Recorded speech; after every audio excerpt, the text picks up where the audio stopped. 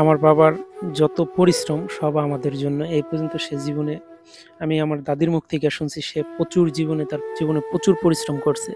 এই যে দেখেন এই যে যেই ঘাসগুলা দেখতেছেন এইগুলা দল ছিল আরকি, দল ঘাস। এগুলি সে কাইটা নিয়া খাওয়ায় গরুরে।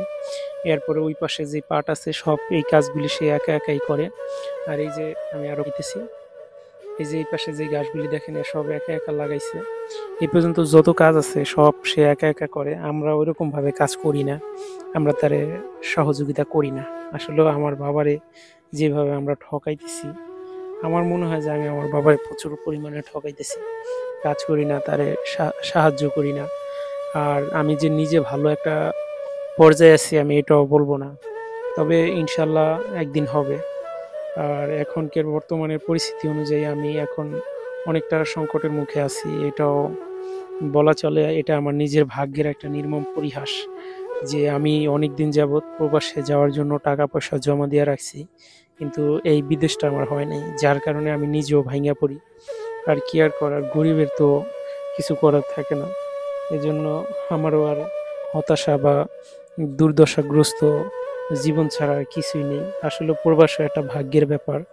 আর আমার আব্বা কিন্তু আমার জন্য যথেষ্ট পরিমাণে আমাকে হেল্প করার জন্য চেষ্টা করছে। আর কি করবে মুরব্বী মানুষটা, অনেকটা বয়স হয়েছে, সেই ছোটবেলা থেকে সে পরিশ্রম করে যায়, এখন সে তার এই পরিশ্রমই করা লাগে। আর তার এই পরিশ্রমের যেই সুফলটা এটা সে ভোগ করবে কবে এটা আমরা জানি না। আমি এটা তার একটা রাস্তা, ভালো একটা ফলাফল আইনা দিতে পারতেছি না, এই জন্য আমিও লজ্জিত। এখন আমি আমার ছোটখাটো একটা ব্যবসার পাশাপাশি আমি ইউটিউব ফেসবুক প্ল্যাটফর্মে আমি কাজ করছি, কিন্তু ওইরকমভাবে সফলতা পাইতেছি না, যার কারণে প্রতিনিয়ত ভাঙিয়া পড়ি, আবার চেষ্টা করি, আবার শুরু করি। এখন এইভাবে চলতেছে। আর এই ভিডিওটা এখন যে আপনি দেখতেছেন, আপনার জীবনে হয়তো সফলতা আছে, আপনি হয়তো টেনশন করেন না, কিন্তু আমার জীবনে সফলতা নেই, তাই আমার প্রচণ্ড টেনশন হয় জীবন নিয়ে। আসলে টেনশন করা তো ঠিক না, তবুও টেনশন হয়। জানি না এই টেনশন কখন কমবে।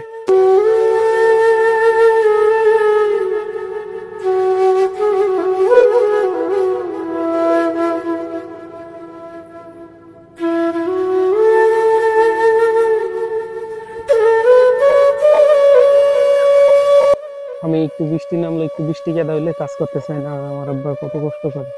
এই দেখেন এই যে এই জায়গায় যে গোবর আছে, এটা সম্পূর্ণ যে আমাদের গরুর যে গোবর আছে, গোবর ফালানোর কারণে এইদিকে অনেকটাই হয়ে গেছে। আর এইদিকে দেখেন পা দিলে কতখানি গেড়ে জায়গা দেখছেন, মানে বৃষ্টির পানির কারণে জমে গেছে, এই কারণে এই অবস্থা। আর এই ভিতরে আব্বাই কাজ করে। কৃষিকাজকে যতটা সহজ ভাবে তুলে ধরা হয়েছে, আসলে কৃষিকাজকে এতটা সহজ না, এতটা সহজ না। এখন বৃষ্টি নামছে, আকাশে গুড়া গুড়া বৃষ্টি নামতেছে, এর ভিতর দিয়ে আব্বাই কাজ করতেছে। এই দিক দিয়ে গেলে, এই যে দিক দিয়ে যদি যায়, এই দিক দিয়ে আরো ডাববে, এই কারণে এই দিক দিয়ে ঘুরে যাইতেছি। এই আসলে এই কৃষিকাজ পরিশ্রম আবার অনেকটা লাভবান। এই গ্রামের ভিতরে এছাড়া এই কৃষিকাজ ছাড়া গ্রামের মানুষ আর কি কাজই করবে। এই কারণে আমারও কৃষিকাজ বাইসা নিতে হইতেছে, আর আব্বাও কৃষিকাজ করে।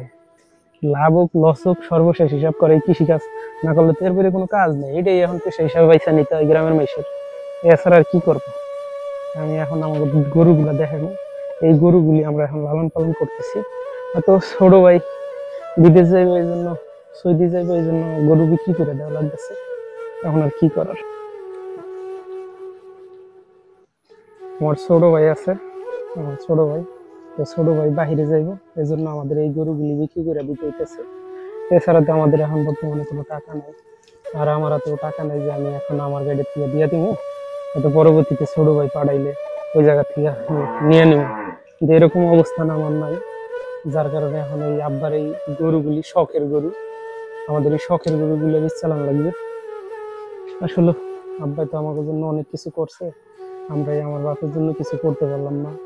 আর এই শখের গরুগুলা এখন বেশ চালান লাগবে, কত কষ্ট করে এগুলা, এগুলো একটা সম্পদ। এই গরু আমাদের গরিব যারা আছে, আমাদের যারা গ্রামে যারা আমরা বসবাস করি, এইগুলাই আমাদের মানে মূল্যবান সম্পদ। হয়তো অনেকে ঢাকা শহরে অনেক মানুষ আছে যারা কোটিপতি বড় লোক, এরা হয়তো এই ভিডিওটা দেখলে কোনোদিন হাসাহাসি করবো, কিন্তু না, আমার কাছে ভাই এটাই আমার সম্পদ। আর এইটা দিয়ে আমরা এই গরু বাছুর লালন পালন করে আমরা চারটা ডাইল ভাত খাই। হয়তো অনেকের কাছে হাস্যকর মনে হইতে পারে, কিন্তু না, এই যে শখের গরুগুলারে এখন বেশ চালাইছে অলরেডি তিনটা, তিনটা গরু বেচছে, তিনটা গরু 2.5 লাখ টাকা বেচছে ভাই। আমার কলিজাটা ভাই ফাইটে যেতেছে গা।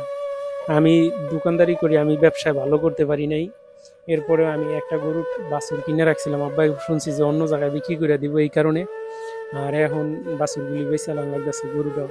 এর মাঝে মনে হয় ওই যে কালা গরু যেটা আছে, ওই যে একবার ওই কর্নারে কালা গরু যেটা দাঁড়ানো আর কি, দাঁড় করানো আছে, দাঁড়ানো আছে, এই গরুটা বেচ চালাইছে।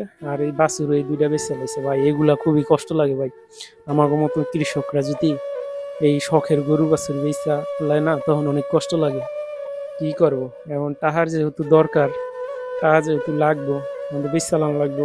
আর কি করব আমরা, আমাকে তো আর অনেক সম্পত্তি নেই ভাই। যদি জমি জমা থাকতো ভাই তাইলে বেচা লাইতাম, জমি জমাই বেচা লাইতাম, কিন্তু এই গরু বেচতে দিতাম না। আমাকে জমি জমাও নাই, যদি জমি জমা থাকতো তাইলে এই শখের গরু বেচতে দিতাম না। গরুগুলি কিরকম করে, আমি ঠিকঠাক মতন খাওয়ানো দেই না, আমার মনটা ভালো নাই এই কারণে, এই শখের গরু বেচার কারণে। এই যে আমাদের এই শখের গরুগুলি সব বেচা লাইতে হইব, কারণ এখন বর্তমানে যে আমার ছোট ভাই বাইরে যাইব, এই বাইরে যাওয়ার কারণে এই গরুগুলা সব বেচে দিতেছে এখন। বাইরে এত শখের গরু আর কি জীবনে আমরা পাইমু। আর যাও কাছে বেচছে, আর অবশ্যই আমাকে আবার কইছে লালন পালন আপনারাই করেন, সমস্যা নাই। এখন এইগুলি আমাকে আবার লালন পালন করতে হইব। কিন্তু ভাই নিজেগো গরু পালা, নিজেগো খামারে থাকবো ঠিক আছে, খামারে থাকার পরে নিজেরা পালতে পারলাম না, নিজেরা পালতে পারলাম আর কি, নিজেগো না, এই জিনিসটা কষ্টদায়ক ভাই। হয়তো আমার খামারে এখন থাকবো, আমরা লালন পালন কইরা বড় টড় কইরা ঘাস পানি খাওয়ায়া এগো দিয়া দিমু ভাই, এটা খুবই কষ্ট ভাই। এখন যেহেতু ছোট ভাই বাহিরে যাইবো, এই কারণে এই গরুগুলা বেচা দিতেছি। এই জায়গায় এখন কষ্ট লাগে, হয়তো ছোট ভাই যদি ভালো কিছু করতে পারে বিদেশ যা, তখন আবার এই গরু বাছুর আরো কিনতে পারবো, তখন আরো খামার আরো বড় করতে পারবো, এরকম একটা চিন্তা ভাবনা আছে। এখন কি করার, এই গরু যেহেতু বেচা দিতে হবো, এই একটা কথাই বারবার মনে পড়তেছে ভাই।